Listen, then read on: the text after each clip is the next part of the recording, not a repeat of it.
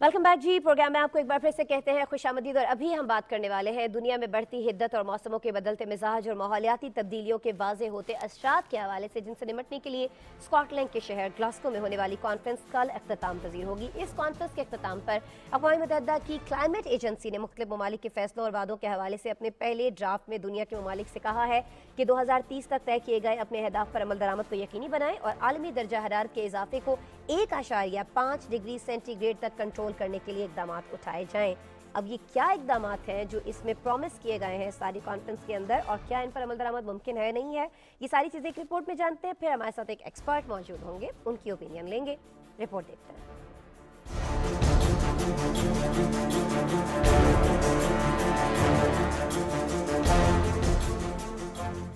Scotland के शहर Glasgow में मौसमी तगय्युरात के हवाले से होने वाली COP26 कॉन्फ्रेंस कल इख्तिताम पजीर होगी।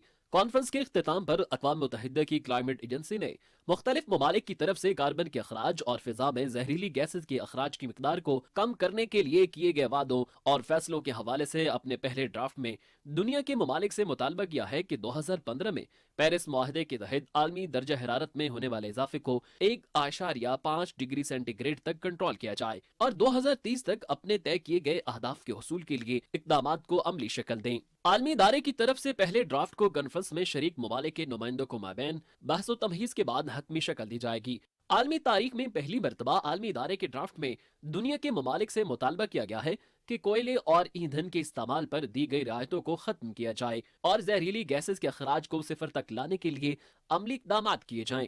पहले ड्राफ्ट में तरक्की पजीर ममालिक की मुआशी मजबूरियों और मौसमियाती तगय्युरात के असरा से निपटने के लिए उनकी जरूरियात पूरी करने की ताकीद की गई है। ताहम माहौल दोस्त कारकुनों की तरफ से ये सवाल उठाया जा रहा है कि क्या आलमी रहनुमाओं की तरफ से ग्लासगो कॉन्फ्रेंस में किए गए वादों, इरादों और फैसलों पर अमल दरामद भी हो सकेगा। अक़वाम मुत्तहिदा की रिपोर्ट के मुताबिक गुज़िश्ता 50 साल के दौरान दुनिया में तूफान, खुश्क साली, शदीद गर्मी और आग लगने के वाक़यात में 5 गुना इजाफा हो चुका है। आलमी माहिरीन का खदशा है कि अगर माहौलियाती तब्दीलियों और मौसमी तगय्युरात के असरात से फौरी तौर पर निपटने के लिए आलमी इक़दाम न उठाए गए तो दुनिया ऐसे मोड़ पर पहुंच जाएगी जहां से वापसी नामुमकिन हो जाएगी। ग्लासगो कॉन्फ्रेंस में 197 ममालिक शरीक हुए हैं और माहौलियाती तब्दीलियों के हवाले से सिफारिशात और तजावीज़ पर गौर किया गया है। ग्लासगो कॉन्फ्रेंस के इनेकाद के दौरान दुनिया भर के माहौल दोस्त कारकुनों ने आलमी रहनुमाओं के किए गए वादों और फैसलों को तनकीद का निशाना बनाया है और मुख्तलिफ अंदाज में जमीन के माहौल को महफूज रखने के मुतालबे के साथ एहतजाज का सिलसिला जारी रहा है। तरक्की पजीर ममालिक के माहौल दोस्त कारकुनों ने अपने एहतजाज में तरक्की याफ्ता ममालिक से मुतालबा किया है कि मौसमियाती तगय्युरात से निपटने के लिए कम आमदनी वाले ममालिक की इमदाद की जाए। दुनिया के बड़े ममालिक अपनी सनतों से कमाई कर रहे हैं जबकि दुनिया के गरीब ममालिक माहौलियाती तब्दीलियों के असरात से मुतासिर हो रहे हैं। बिल्कुल जी। खुर्रा अर्ज़ पूरे का पूरा मुतासिर हो रहा है। यहाँ जो इंसान बसते हैं वो हो रहे हैं, यहाँ जो जानवर हैं वो हो रहे हैं, बहुत सारी आबी हयात जो है वो भी मुतासिर हो रही हैं, क्योंकि बहुत सारी तब्दीलियाँ आ रही हैं मौसम में होने वाली इन तगय्युरात की वजह से। अब इसको लेकर हो क्या रहा है, इक़दामात किस पर बात की गई है, ये तो हमने जान लिया, लेकिन क्या उन पर अमल दरामद हो पाएगा, ये सारी चीज़ें हम जानेंगे। माहिर माहौलियात डॉक्टर ज़हूर बाज़ाई साहब हमें ज्वाइन कर रहे हैं, वीडियो लिंक पर हमारे साथ मौजूद हैं, उन्हें वेलकम करते हैं। अस्सलाम वालेकुम डॉक्टर ज़हूर साहब।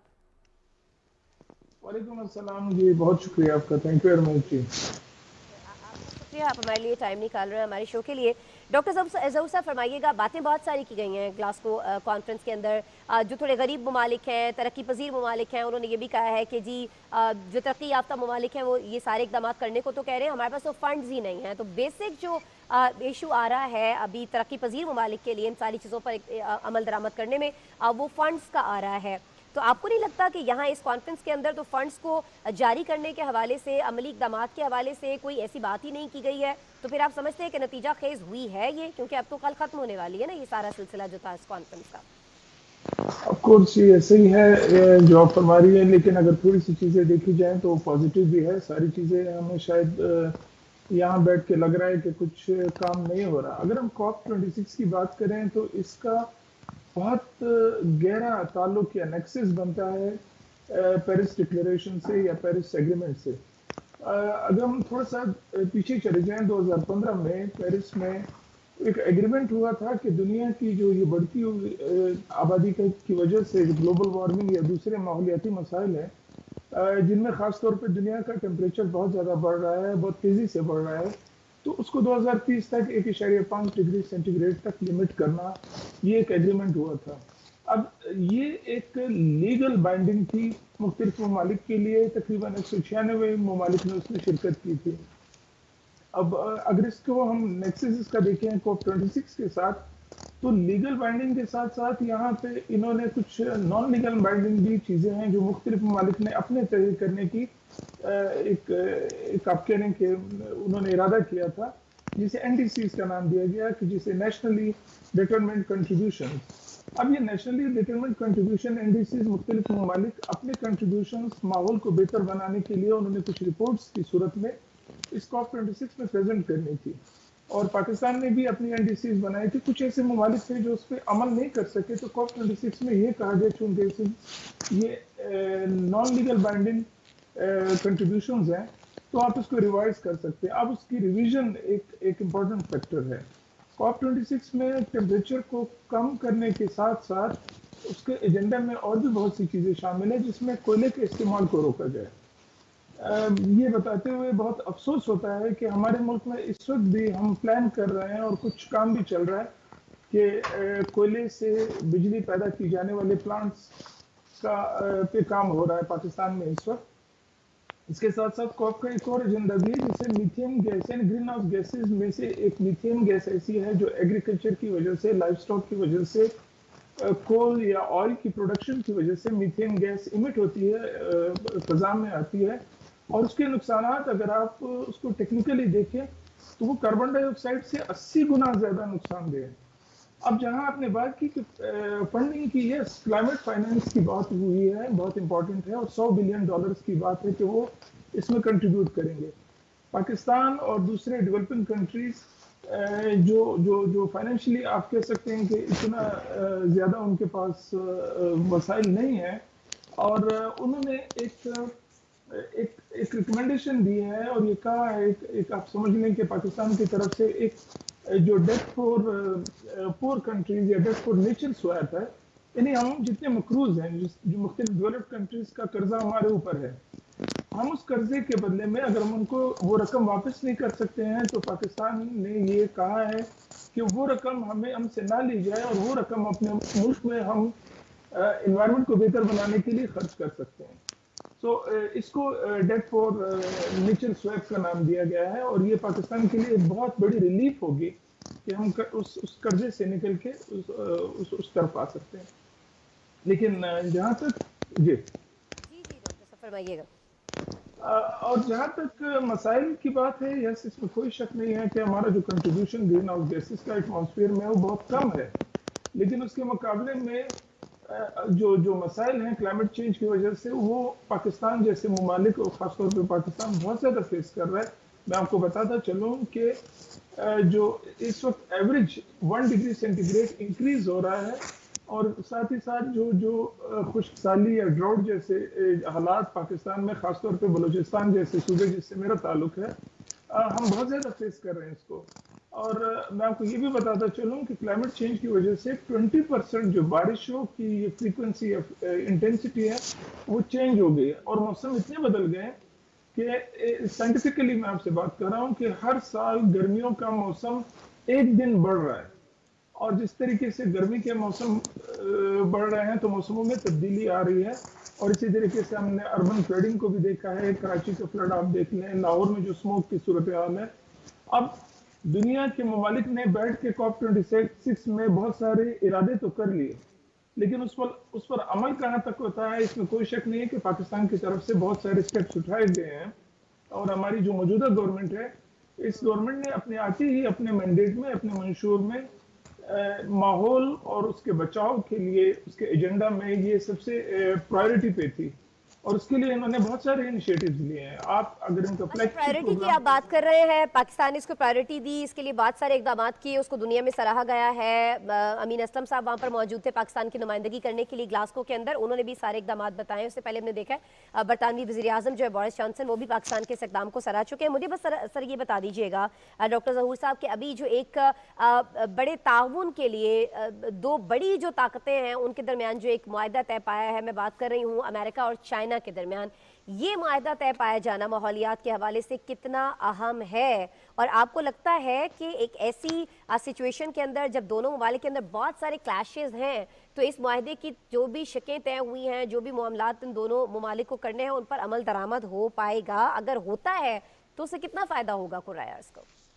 آپ اگر اجازت دیں تو میں آپ کے اس بات کا جواب ایک شعر کی صورت میں دیتا ہوں کہ بے خیالی میں یوں ہی ایک ارادہ کر لیا، اپنے دل کے شوق کو حد سے زیادہ کر دیا، جانتے تھے دونوں ہم اس کو نبھا سکتے نہیں، اس نے وعدہ کر لیا میں نے بھی وعدہ کر لیا.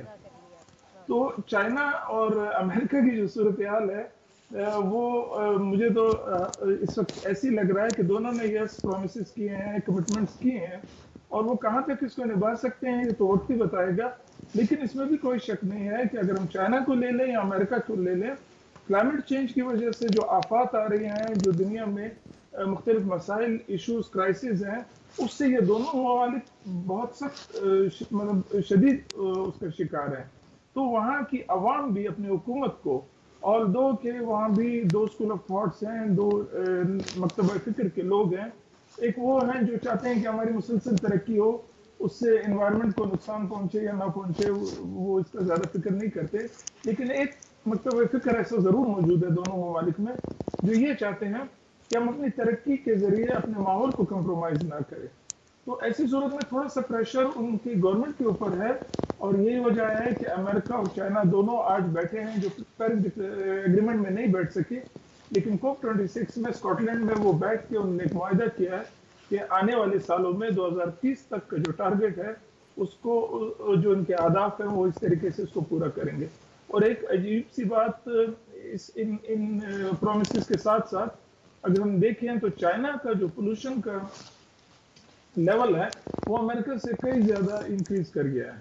ایٹماسفیئر میں گرین ہاؤس گیسز کی جو مقدار ہے وہ چائنا اس وقت دنیا میں سب سے زیادہ اس کی وجہ سے آ رہی ہے. لیکن دوسری طرف اگر ہم دیکھیں جو رینیویبل انرجی کی طرف جانے والی بات ہے یا انوائرمنٹل فرینڈلی جو اپلائنسز کی بات ہے، اس میں بھی چائنا دنیا میں سب سے آگے کی طرف جا رہا ہے. تو امید ہے جی. Thank you. ٹھیک ہے ڈاکٹر ظہور صاحب، آپ ہمارے ساتھ موجود تھے، اپنا تجزیہ شیئر کر رہے تھے، اپنی رائے بھی شیئر کر رہے تھے. جو بھی آپ ماحولیات کو لے کر یہ جو بڑا ایگریمنٹ ہوا ہے دونوں کنٹریز کے درمیان، اس پر بھی، اور جو گلاسکو کانفرنس ہے اس کا کیا لب لباب تھا، کیا اس کے فوائد آ سکتے ہیں، اس پر بھی آپ نے ہم سے بات کی. بہت شکریہ ڈاکٹر ظہور بازئی صاحب ہمارے ساتھ موجود رہنے کے لیے. اور ناظرین، اب ہمیں رخ کرنا ہے بہت سے ممالک کی بات کرنے کے بعد پاکستان کا، جہاں وزارت خارجہ میں افغانستان کی جو موجودہ صورتحال ہے، جو وہاں پر انسانی بحران سے ان سے نمٹا کیسے جا سکتا ہے اور سیکیورٹی چیلنجز کا جائزہ کیسے لیا جا سکتا ہے، یہ جائزہ لیا بھی گیا ہے. آج اس کے لیے ہونے والا جو ٹرائیکا پلس اجلاس ہے اس کا مشترکہ اعلامیہ جاری کر دیا گیا ہے. یہ جو اعلامیہ ہے یہ بتاتا ہے کہ اس اجلاس میں افغانستان میں پیدا ہونے والے انسانی بحران اور معاشی حالات پر تشویش کا اظہار کیا گیا ہے. ناظرین، آپ کو بتائیں کہ وزارت خارجہ میں ٹرائیکا پلس اجلاس میں پاکستان، چین، روس اور امریکہ کے افغانستان کے لیے خصوصی نمائندگان شریک ہوئے. ٹرائیکا پلس اجلاس میں افغانستان کی موجودہ صورتحال کا تفصیلی طور پر جائزہ لیا گیا ہے. وزیر خارجہ شاہ محمود قریشی نے ٹرائیکا پلس اجلاس کے شرکاء سے افتتاحی خطاب میں کہا کہ افغانستان میں اس وقت معاشی تباہی دکھائی دیتی ہے. عالمی برادری ہنگامی بنیادوں پر انسانی امداد کی فراہمی کو یقینی بنانے کے لیے اپنا کردار ادا کرے. ٹرائیکا اجلاس سے متعلق جاری اعلامیے کے مطابق طالبان پر یہ زور دیا گیا کہ وہ ساتھی افغانوں کے ساتھ مل کر ایک جامع اور نمائندہ حکومت کی تشکیل کے لیے اقدامات کریں. طالبان افغان معاشرے کے تمام پہلوؤں میں خواتین اور لڑکیوں کی شرکت کے مساوی حقوق فراہم کیے جائیں.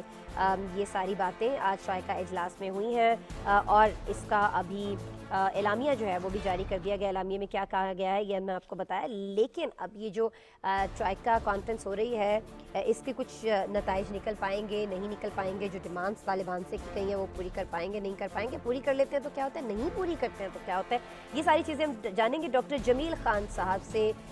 साबिक सफ़ीर रहे हैं पाकिस्तान के लिए, वीडियो लिंक पर हमें ज्वाइन करें, उन्हें वेलकम करते हैं। अस्सलाम वालेकुम डॉक्टर जमील खान साहब। Yeah, walaikum assalam. Thank you for having me. Thank you so much for joining us doctor Jamil Khan साहब। डॉक्टर जमील साहब, ये ट्राइका कॉन्फ्रेंस इसको बड़ा अहम समझा जा रहा था और यकीनन है भी, क्योंकि अफगानिस्तान की अभी जो सिचुएशन है उस पर बहुत ज़्यादा बात करने की ज़रूरत है। बात होगी तो फिर उसमें इकदाम तय किए जाएंगे, इकदाम होगी तो सिचुएशन कुछ बेहतर होगी। लेकिन आज ये जो ट्राइका का एलामिया हमारे सामने आया है, पहले तो मैं चाहूँगी कि आप इसको किस तरह से देख रहे हैं कि कहीं ना कहीं अफ़गान तालिबान जो है, जो वहाँ की हुकूमत है, उसकी मदद कैसे करनी है, ये भी इस पर भी बात होती हुई हमें दिखाई दी। लेकिन ये मदद किन शराइत के तहत की जा सकती है, इस पर भी बात हुई है। तो क्या हम ये समझें कि जो शराइत रखी गई हैं, ख़वातीन हैं, बच्चियाँ हैं, अक़लियतें हैं, उनके हुकूक ये जुड़ी हुई हैं उन इक़दामात से जो वहाँ बेहतरी के लिए की जाएंगे?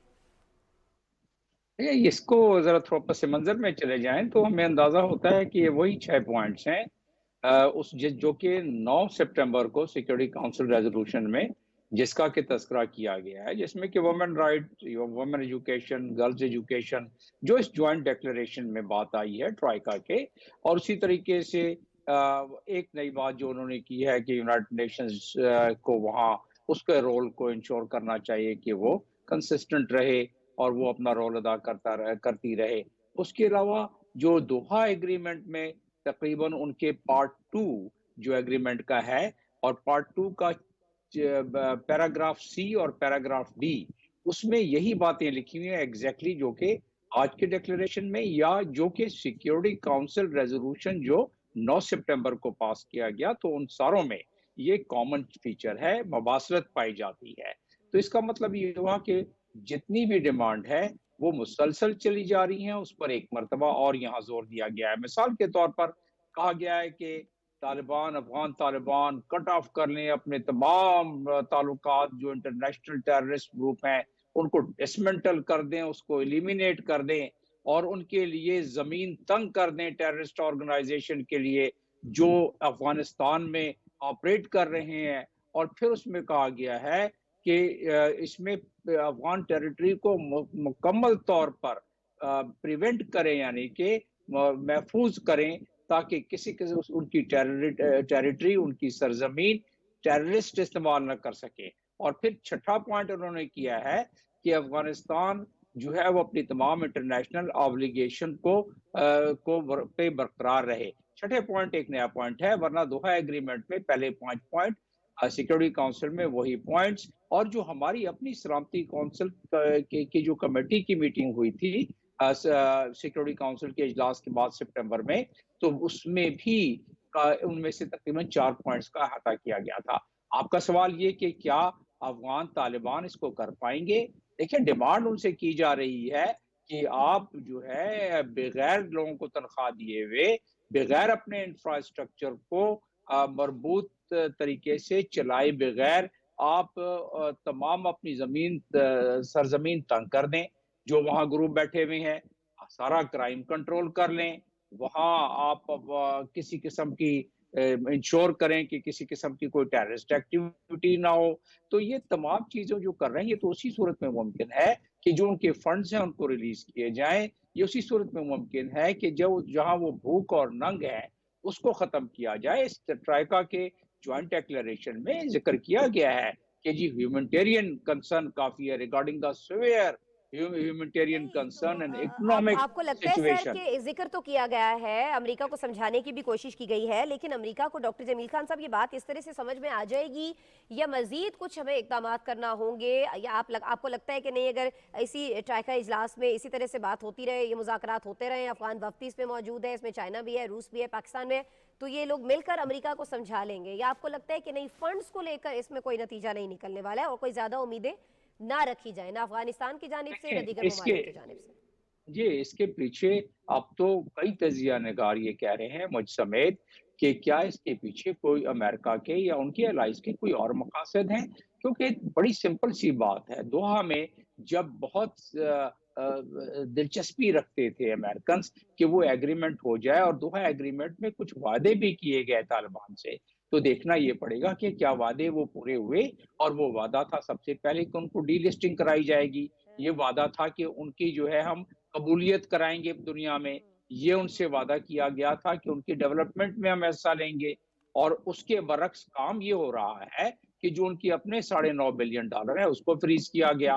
और मैं क्योंकि यूनाइटेड नेशंस में मैंने अपने फराइज की सर अंजामदेही करता रहा हूँ, तो वहाँ के कुछ लीडरशिप से मेरी बात हुई यूनाइटेड नेशंस के, वो कहते हैं कि हमारे पास जो थोड़े बहुत फंड है हम उसको ही ट्रांसफर नहीं कर सक रहे हैं because of American payment mechanism, American payment system, American financial system, जिसके तहत अफगानिस्तान में पैसे भी ट्रांसफर नहीं हो सकते हैं। वर्ल्ड फूड प्रोग्राम के हेड ने ये बात कह दी है कि वहाँ भूख से लोग मरना शुरू हो गए हैं। इसी तरीके से यूएनएचओ ने ओचा ने ये बात कर, तो आपके सवाल का जवाब और ये अंदेशा कि जब अमेरिका इन तमाम चीजों को जब उसने शुरू किया और बड़ी खुशरूबी के साथ दोहा एग्रीमेंट पर दस्तखत वगैरह किए, तो उसके बाद अब क्या बात है कि डिले की जा रही है। अगर इस तरह सिलसिला रहा, इकोनॉमिक कोलैप्स हो गया तो सिविल वार शुरू हो जाएगी, और पहले ही वहां की आधी से ज्यादा आबादी उनको खुराक की स्कार्सिटी है, यानी कि फूड इनसिक्योरिटी हो गई है।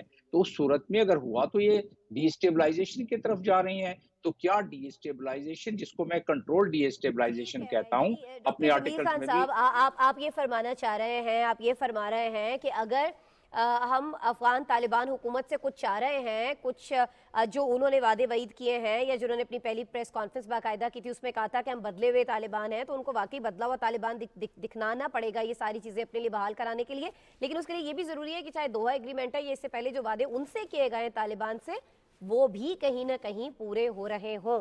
बहरहाल हमें देखना होगा डॉक्टर जमील खान साहब के इस चाय के इजलास के बाद, कॉन्फ्रेंस के बाद क्या चीज़ें सामने आती हैं। आप हमारे साथ मौजूद थे सर, आपने अपना कीमती वक्त निकाला हमारे प्रोग्राम के लिए, हमारे शो के लिए। बहुत शुक्रिया डॉक्टर जमील खान साहब हमारे साथ रहने के लिए, अपना वक्त हमें देने के लिए। डॉक्टर जमील साहब का तज्जिया आप सुन रहे थे। यूएई में साबिक सफ़ीर रहे हैं, पाकिस्तान के लिए बड़ी गहरी निगाह रखते हैं, खासतौर पर अफगानिस्तान के मामले को, चूँकि आजकल ये हॉट इशू चल रहा है, हॉट टॉपिक चल रहा है, इसी पर हम बात कर रहे थे। दीगर मौज़ूआत भी हमने आपसे शेयर किए हैं। कल रात 11 बजे तकरीबन आपसे दोबारा मुलाकात हो रही होगी। अपना बहुत सा ख्याल रखिएगा। अल्लाह के बाद।